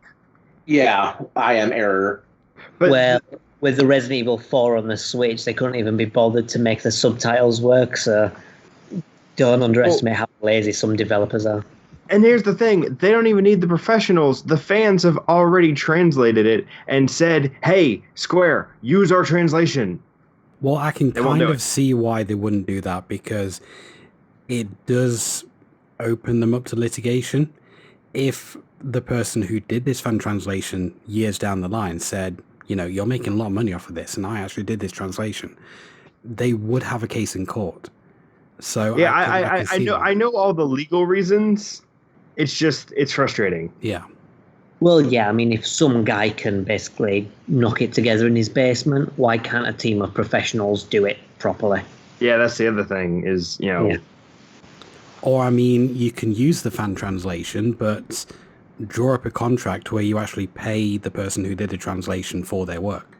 You can pay them a menial amount. Anyway, so they could just say, okay, this is how much we'll pay you for it. But yeah, even if they went the professional translation route, the cost of a translation would surely be made back by opening it up to a completely new market. Oh, definitely. Yeah. Because you have people like Steven who were just like, oh my God, the sequel we never got. And you'd be able to charge a fair amount of money for it, and people will still probably get it anyway. Mm-hmm. And Secret of Mana has a pretty big cult following. It's not a super duper great game, in my opinion, but it's not without merit. I'm not saying it's a bad game, and there are people who absolutely love it. Yeah. I also think would just shit themselves if they got the sequel.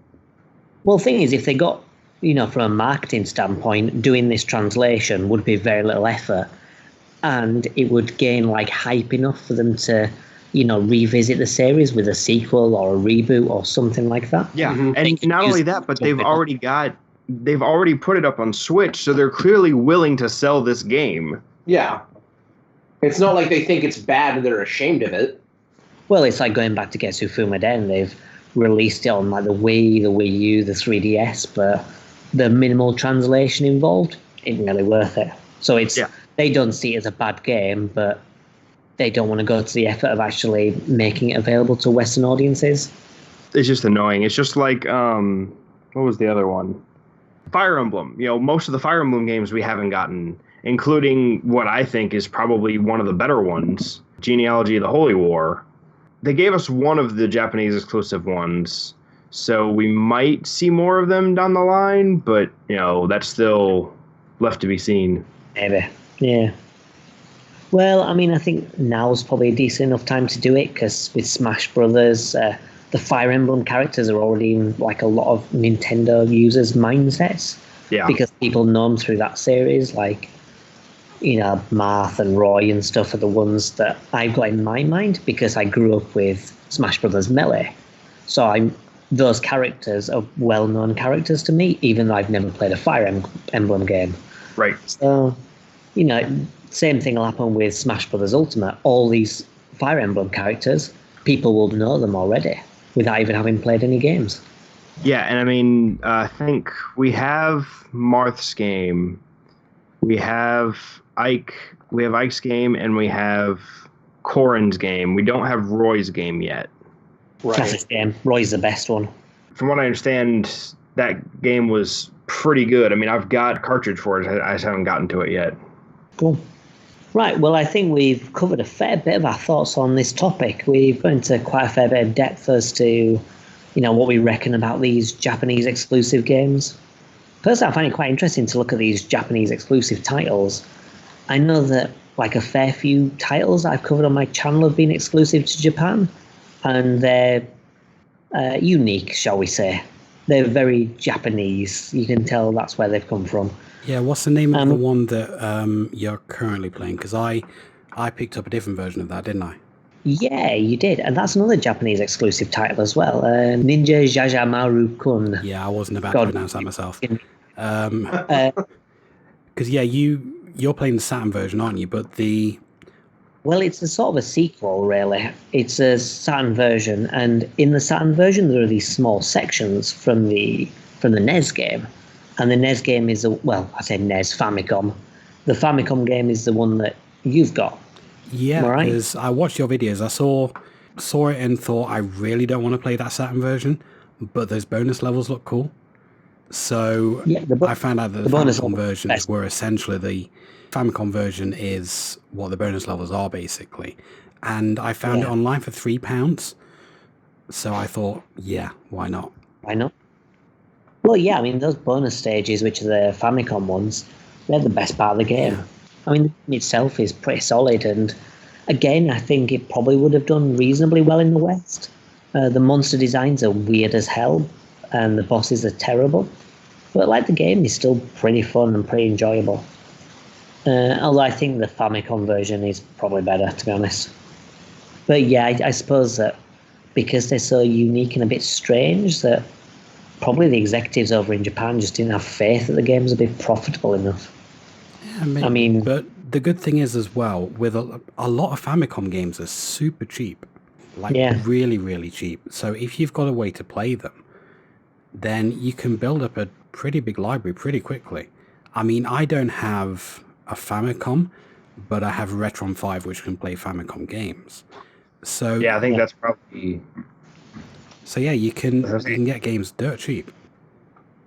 Well, same with not really the same, but sort of the same with the Saturn. Like Japanese versions of a lot of games are a hell of a lot cheaper. For example, KO Flying Squadron 2 is like 200 quid or something like that for the Western version. And it's mostly in English anyway. So you get the Japanese version, you pay like a very small fraction of that price, and it's basically the same game. And there's a lot of Japanese exclusive titles as well that are, completely accessible. I mean, like Baroque less so, but even then I would still say it's enjoyable, and for the small price that it goes for, it's probably worth playing if you're into like horror games and you don't mind not being able to beat it. Yeah, and you've got stuff like Dynamite Deku, which came out as Die Hard's trilogy, was it? No, Die Hard Arcade. And again, it's a lot cheaper. It's completely in English. It just doesn't have the Die Hard tie-in. Yeah. And you wouldn't want to pay a super huge amount for that game anyway, because it's only like half an hour long. Yeah, but you should be playing Dynamite Cop anyway. Stephen, is that the one on the Dreamcast? No, maybe? No, Dynamite Cop. Because Dynamite Decker is the Saturn game, and I think the sequel, it might have been PlayStation or something like that. I've heard I know. I've played it. I played it in the arcades. Right, okay. It was on the arcades, but I'm sure it did get a console release. Oh, I'm sure it did. Someone there knows. I'm wanting to say Dreamcast, but yeah. Dreamcast, yep. There we go. The better Saturn. Fuck you, Ryan. There it is. Right, so yeah, I think that's enough with that topic for now. So I think we'll have another break and we'll go into our next segment. Okay, so our post-main topic segment is something a little bit different. The four of us each have our own specialty that we're going to talk about, and we're basically going to highlight a game from each week, whether it be official or unofficial. Just going to spend a few minutes talking about a particular game and our impressions of it. Think of it like an honourable mention section for stuff we won't be covering as a main game, either in this episode or in future episodes, but we still want to talk about for a little. I mean, the initial premise was Matt's idea, so Matt, do you want to kick off with the first one? Yeah, okay. My segment, we're going to call it Matt's Doom Mod of the Month, because I could talk about Doom forever, basically. And what I wanted to do is basically, for whatever the theme of the episode is, find a Doom mod that kind of ties into it. And the one that I have for this month is called the Japanese Community mod for Doom. Now, it isn't a Japanese themed mod. What it is, it's a mod created entirely by Japanese developers. And it's a full 32 level replacement for Doom 2's levels, basically. All done by Japanese developers, all new music as well. There's a new HUD for it, although that is in a separate mod, so you need a version of Doom 2 that you can add multiple mods to, because not all of them can. And I've not played through the whole of this, but I've played through about the first third. I think I've played through about the first 10 levels or so. And the quality is really up there. There were one or two frustrating bits, but in general, the quality is really, really good. You've got a lot of really challenging maps, and a lot of them, even if you kind of like a bit of a Doom veteran like me, you kind of still have the challenge there of kind of like, okay, you've got these monsters here, you've got these monsters over here. What's the best way to take them out? What's the best weapon to use? Stuff like that. And it creates a lot of really interesting challenges within the levels. And it's just a lot of fun to play. It can be downloaded for free. It's only like 12, 13 megs. And if you just type in Japanese Community Project into Doom World, you will find it. I believe the guy who actually put the project together is called Tatserd Kako, which is probably not his real name. And he essentially got all these people together because there have been attempts in the past to do Japanese mod collections, but they've all kind of like failed. And this guy basically thought, okay, I'm finally going to do it. I'm going to reach out to all these people that kind of like make these maps, and we're going to do something together. We're going to put it together, and we're going to release this thing. And that's what they did. And it is really, really solid. It really is. And it's well worth checking out if you're into Doom and Doom 2. How would you compare it to the existing episodes in terms of quality ranking? I'd say probably a 7 to 8 out of 10. If the originals are at a 10, then a 7 to 8 out of 10, I would say. Nice one. Yeah, it's pretty good. So definitely one of the better Doom mods you've played. Yeah, and it actually won an award as well, the 23rd Annual CACO Awards. It is the winner of that from, I believe, 2016. Nice. So it's quite old then. A few years old. Yeah, it's about 3 years old. All right, nice one. Well, I suppose Doom's like however many years old, so... Yeah, I mean, Doom is older than we are, so... Exactly. It's definitely worth picking up and giving a blast. Excellent. Right, for my game, I'm going to talk a little bit about Togepi's Great Adventure. So again, this is another Japanese exclusive title, and it was for the Pokemon Mini. If you're wondering what the hell a Pokemon Mini is, then that should probably give you a good idea as to why it never got released outside Japan. So it was like a small handheld device. It was kind of like a tiny Game Boy, but I mean, it sort of had the power of like a Tamagotchi or something, and it ran exclusively Pokemon games. So as you can imagine, it wasn't really very popular. It did get a release in America and Europe, but most of the games were released in Japan. It got 10 games in total, so maybe like half of those were Japanese exclusives. So, either way, it wasn't a massive hit, either in Japan or overseas. And Togepi's Great Adventure is probably the most ambitious of the 10 games.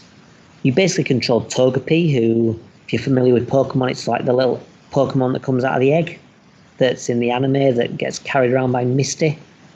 And he gets picked up by a Fearow, which is like this big bird thing, and gets dumped at the top of a tower. And he's basically got to make his way out and avoid traps. So each floor's got a time limit, and you need to make your way to the stairs. You avoid holes or traps or solve like basic puzzles. In a sense, it kind of feels like Super Monkey Ball. So you've got that short time limit, and you have to make your way to the exit and carefully guide your way around this, like, I suppose, an obstacle course. It's pretty fun as well. I mean, you're using like this tiny D-pad for navigation, which, is not the easiest thing in the world. I mean, if you've played like Super Monkey Ball Jr., which was on I think it was on the Game Boy Color or the Game Boy Advance or something, then you'll probably know kind of how it feels. But it's still a good time. I mean, the big problem with the game is it's pretty rare. And a box version of this is probably like 600 and odd euros. And if you want unboxed, it's like half of that. So 300, which is pretty pricey. And obviously that's in addition to getting a Pokemon Mini itself, which maybe is another 50 quid. I mean, as I say, it's got the power of a Tamagotchi though, so it's dead easy to emulate, which is what I did, obviously. And is probably the preferred way to play. As you can imagine from the description, the game's pretty straightforward and accessible, so the Japanese doesn't really matter. These two dudes, Mr. Blinky and Snezzy, again, I don't think that's their real name. They translated the game, so if you can't stand looking at Japanese runic symbols, then obviously you can play the translation instead. But yeah, I definitely recommend people give it a shot. There's an experimental emulator for the Retro Pi that runs the Pokemon minigames as well, so you can run it on there. And it's just a neat little puzzle game. I mean, there's not really that much to talk about. A lot of it's kind of avoiding holes or pressing switches to reach the exit. And it can be quite difficult to do in like some of the later levels, but it's quite addictive. It's definitely worth playing if you're a Pokemon fan. I mean, there's not really much to talk about for this game, but there you go. It's just something else for you to play. It's not one I've heard of. I didn't even know that existed. Yeah, I mean, like the Pokemon Mini is full of like these weird games. Like there's a racing game, a puzzle game. Yeah, and there's this one which is basically Monkey Ball but Pokemon. I'd definitely recommend, I say, getting the emulator and sticking it on your Pi or your PC or something, and just giving them a shot. because, yeah, they're neat little games. I mean, they're not fantastic, and you can tell why it was never successful, but there you go. Just don't buy it. Yeah. To be fair, like, the Pokemon Mini is not amazingly expensive, and like a lot of the games, especially the ones that were released elsewhere, aren't that expensive either. So you could probably, get the entire collection and not spend that much. I think this one is probably just the most expensive. So if you're getting everything apart from this one game, you can probably get it for a reasonable amount. Yeah. There's only 10 games in total. It's got less than the 32X, so that's how small the library is. So yeah, moving on to the next person, who's definitely going to speak about something Japanesey, I imagine. Steve. So what I'm going to talk about is actually Kingdom Hearts 2 Final Mix, which is a definitive version of the game. Kingdom Hearts 2 originally came out in 2005 in Japan, and Final Mix came out in, I want to say, 2007, but it only came out in Japan. And this is something they've done for a few games in the series, where they release the Final Mix version, which has additional bosses and updated mechanics and stuff. It's basically the definitive version of each game. And they were Japan exclusive until 2013, when they started releasing them on the HD collections for PS3 and eventually PS4. So lately I've been playing Kingdom Hearts 2 on critical mode, which was the extra difficulty added by Final Mix. And it is tough. I'm not especially good at games, so I did find it challenging, even though I'm pretty good at Kingdom Hearts. But it's well worth checking out, especially because they're so easy to get a hold of now. But yeah, for the longest time, we just didn't have it. Other things they added is, I think they added extra boss fights along the way. They added little puzzle pieces you can collect to get items. But the bosses were really the big thing. You can fight harder versions of all the main bosses in the game, and then there's extra bosses behind them. So it's a pretty comprehensive upgrade to the game that we just didn't see until 2014, I want to say. I think that's when 2.5 came out. It's hard to keep track with all the Kingdom Hearts games. So that's basically kind of like the definitive version then. So if you're only going to pick up one version of the game, you want to be picking up those 0.5 editions. Yes. What I would recommend, if someone wanted to, if someone had no experience with Kingdom Hearts and wanted to get into it, if you have a PS4, get the 1.5 and 2.5 collection and the 2.8 collection, because those two items will get you completely caught up with everything before Kingdom Hearts 3. And then you can get Kingdom Hearts 3 on PS4 as well. That is the simplest way to go about it. I mean, there's obviously some of the games were condensed into movies for those collections because they were on the DS and hard to reproduce. But, if you're just looking for, minimal effort, I want to learn about this series and play through the games, get those collections. The 1.5 and 2.5 are also on PS3, but 2.8 is PS4 exclusive. Kind of an interesting choice to make it exclusive, especially when 3 came out on Xbox. Yeah, I thought they were going to release the collections on Xbox to help Xbox players get caught up. And it's like, no, we're just going to give you 3 with no context. Take that. Not that they'd be able to follow the story anyway, from what I've heard about Kingdom Hearts. Kingdom Hearts isn't as complicated as people say. It's just a lot to remember. There's a lot of names and a lot of, concepts you have to come to grips with. And there's just a lot of it to remember. And that's where a lot of people get tripped up. So if you're coming into the series late, then it's probably going to be more difficult than if you started with the original and gradually build it over time.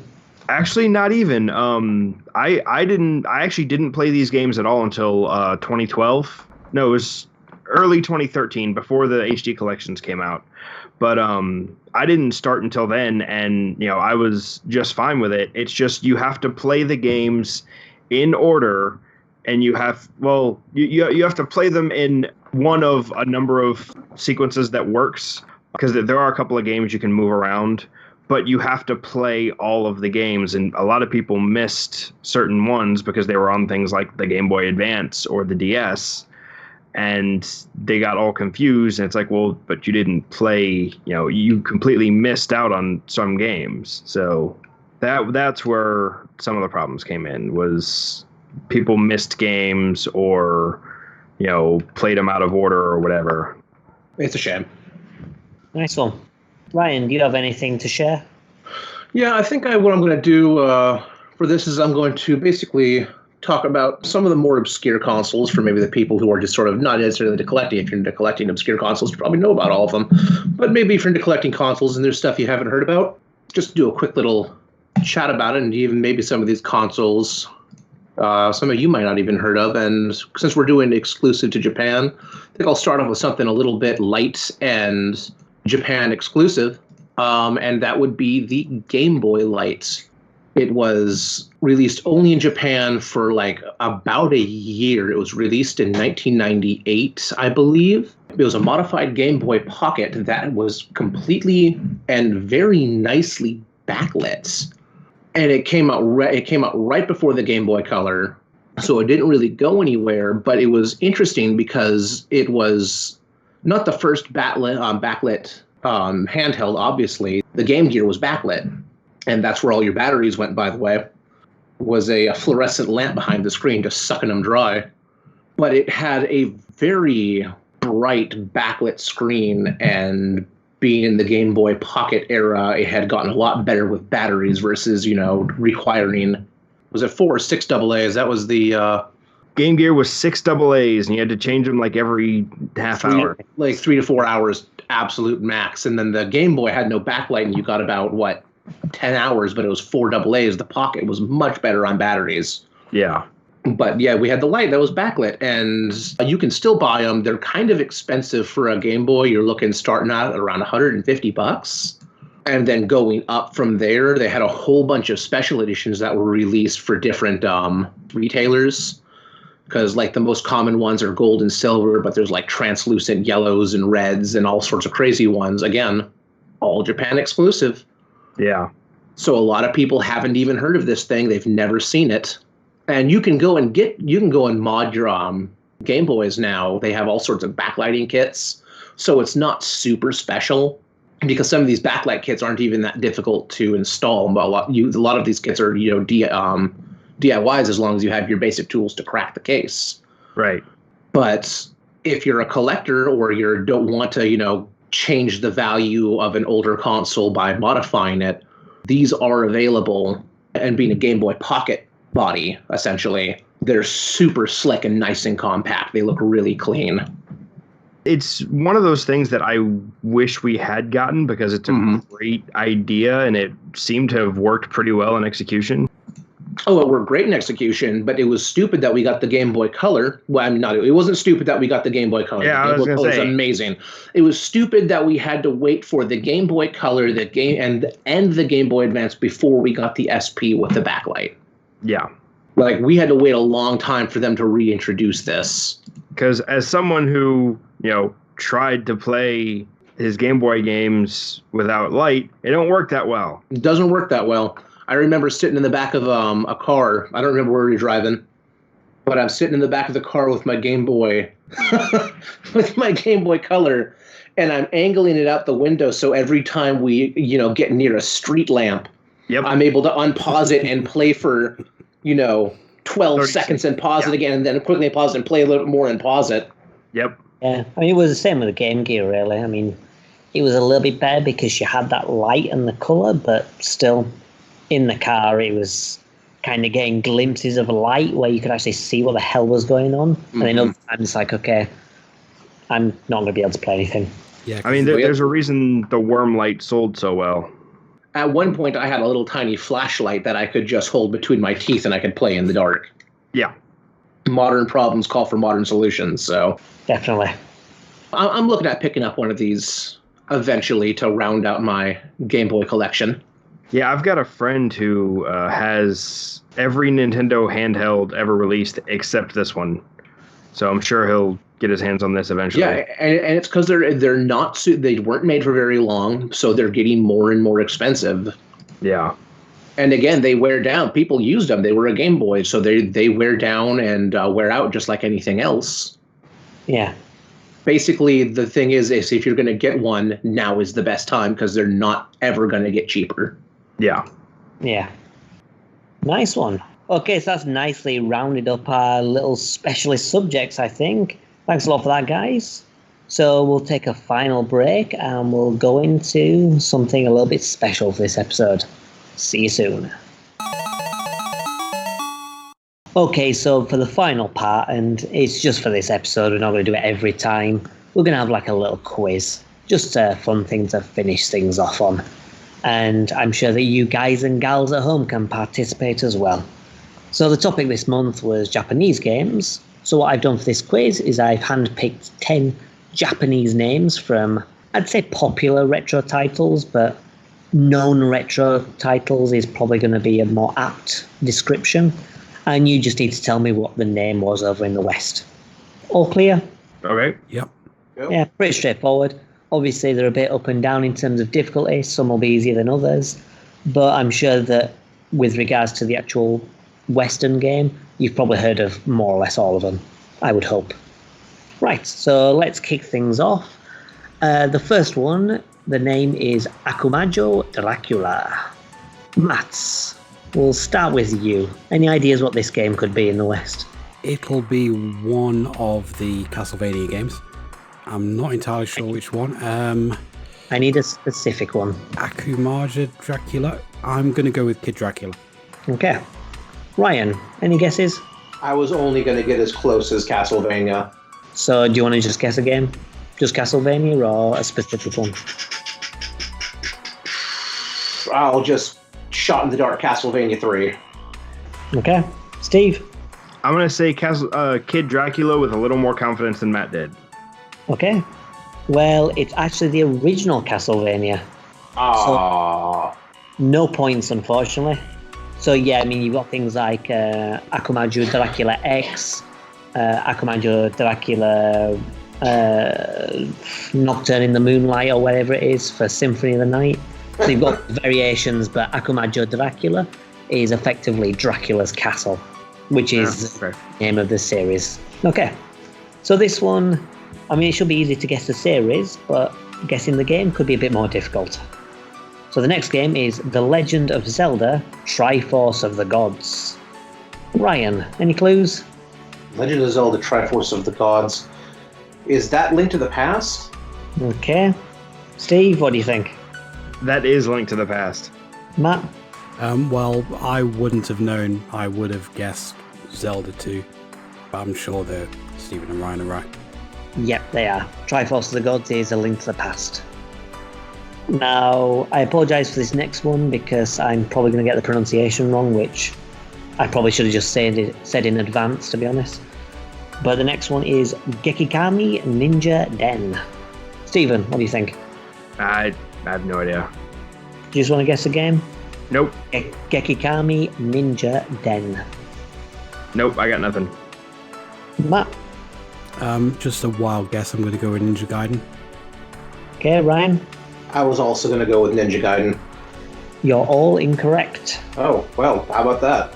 It's TMNT, Teenage Mutant Ninja Turtles. So you were close with ninja, but the wrong type of ninja. This next one should be a little bit easier. I Love Donald Duck. Georgia Unohihu. Perfect pronunciation, I'm sure. Maths. It's got to be one of the Kingdom Hearts games. Kingdom Hearts 1. Okay. Ryan? I have no... So, I mean, I Love Donald Duck. I would only assume, and only because you've talked about this game multiple times, that perhaps that would have been Quack Attack or Quackshot, I guess. Quack Attack was a series. Quack Attack was actually the N64 game, I think. So there is actually a game called Quack Attack. Steven, any ideas? I don't know. DuckTales? I have no idea. Okay, Ryan's correct. It's Quackshot. Oh, wow, okay. Yeah. I mean, it had to be a Donald Duck game, at least. There's only so many Donald Duck games that I know about. Yeah. Next one is a little bit more obscure. In the Wake of the Vampire. Stephen, any ideas? The Wake of the Vampire. I got nothing. I can't think of anything. Okay. Ryan? I've got absolutely nothing unless it's that game that Castlevania was seemingly themed off of. And I can't remember the name of that game. But I think that was Japan only, so it doesn't matter. Okay, Matt. It's a very nice title, but I wouldn't have a clue what it translates to. Okay, Matt, you are probably the one most likely to get this. It's Master of Darkness on the Master System. Oh, right. So it's a Castlevania rip-off. That's a really good game, that is. It is. Okay, next one should be a little easier. Dynamite Decker. Stephen. Well, here it was called Die Hard Arcade. I'm not sure what the actual translation would be, but... Well, yeah, this is just the Japanese name. It's not the translation. It's what it was called in Japan. Okay. So, Die Hard Arcade? Yeah. Ryan? Oh yeah, it's the Die Hard Arcade. We literally just talked about it. Yeah, this one's a little bit a couple minutes ago. Yeah. Matt? Yeah, Die Hard Arcade. Fair enough. Yep, everyone's correct. Die Hard Arcade, of course it is. I bet you're wishing that we didn't bring it up like a little while ago now, don't you? Not necessarily, because it means you've now got a point, Matt, so well, it's not too bad. Right, the next one's a bit more difficult, because this one surprised me because it's so different. Right, the name is Spintail, and I'll give you a clue, it was PS1 era. So PS1 and N64, I think. Matt, any clue? Well, if you say it was something completely different, then it's... Well, I mean, it does sort of fit. It's not completely different. It sort of fits, and you can see the connection, but the names are not connected. And you say it was on the N64 and PS1? I believe it was on the N64. Yeah, I'm sure it was on the N64 and PS1 for sure. I don't know, because when you said Spintail, I thought maybe Crash Bandicoot because he spins, but that's not that's a PlayStation exclusive, so I don't know. You're not far off the right track, to be honest. Ryan? I don't know how I know this, but it's Gex. Okay, Stephen? I didn't have any idea, so... Yep, Ryan's right. It's Gex. Enter the Gecko. It was probably covered in some YouTube video I watched. I'd say you're on the right lines with Crash Bandicoot because it's one of those mascot platformers. Mm-hmm. But yeah, it was a weird name in Japan. Okay, next one is going to be a little bit tricky for Matt, I think, but we'll see. Rockman Dash. Any idea, Matt? Rockman, those are the Mega Man games, aren't they? I don't know, you tell me. Dash? I don't know. Mega Man Base, whatever that one was called. Mega Man Base, okay. Lion. No, Mega Man and Bass was Rockman and Treble. Rockman and Forte. Oh, Rockman and Forte. Treble's his dog. Yeah. Rockman Dash. Is it that weird kart racer? Whatever they called that. I mean, I don't have a name, but basically I know there was a weird spin-off game where it was like a Mega Man kart racer. And that's all I got. I don't know what that game was called. Mega Man Weird Kart Racer is your answer? That's my answer. Maybe it'll be worth half a point if it's right. Stephen. I'm gonna basically say the same thing as Ryan, just the Mega Man Racing or whatever it was called. Yeah, I chose this one because Dash is quite misleading. It's Mega Man Legends. Oh, really? So it makes you think of dashing, running, racing. But yeah, it's just Mega Man Legends, Rockman Dash. Next one should be a little bit easier for Matt, so I'm going to choose him last. And I've also removed the number from the title, because it did contain a number which could make it a little bit easier. The name is Biohazard Last Escape. Stephen, would you like to hazard a guess? Would you like to biohazard a guess? Ah. Wait. That's a Resident Evil game, isn't it? I don't know, you tell me. My guess is it's Resident Evil. I just don't have an idea of which one. Do you want to Make a guess. Potluck. I don't know. Code Veronica. I have no idea. Okay. Ryan? I do know that Biohazard is or the Resident Evil series in Japan. What was the name? It's a Biohazard what? Last Escape. I will go with Resident Evil Raccoon City, or Operation Raccoon City. Okay. Matt? Yeah, it's Resident Evil 3. It's Resident Evil 3. Yep, correct. The name is Biohazard 3 Last Escape, which is why I didn't say the number. But yeah, presumably it's because it's Jill's escape from the city. I thought it was kind of fun that Resident Evil 7 was Resident Evil 7 Biohazard. In Japan, it was Biohazard 7 Resident Evil. Yeah, and the only reason I was even close to knowing was because of Resident Evil 7. Yeah. Yeah, there you go. The final one might be a bit tricky. I'll give you a clue. It's an N64 game, and it's a game I like. But the name in Japan is Star Twins. So I'll start with you, Ryan. Any idea? I feel like I should know this. You can probably guess it. If you know the game, you can piece it together from the name. Star Twins. No, I got nothing. Okay.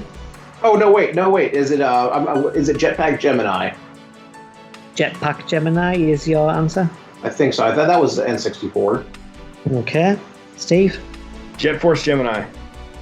Jet Force Gemini is your answer. And Matt? I was going to guess Pilot Wings just because it's the only N64 game that I could remember at the time. Was that an Wings. Well, the answer is Jet Force Gemini. When Steven said Jet Force, I realized I screwed it up, which is funny because Jetpack is another rare game. So yes, obviously Star Twins because Gemini, it's twins because they're twins. So there you go. So Matt, you have 2 points. Well done. Hey. Thanks for coming.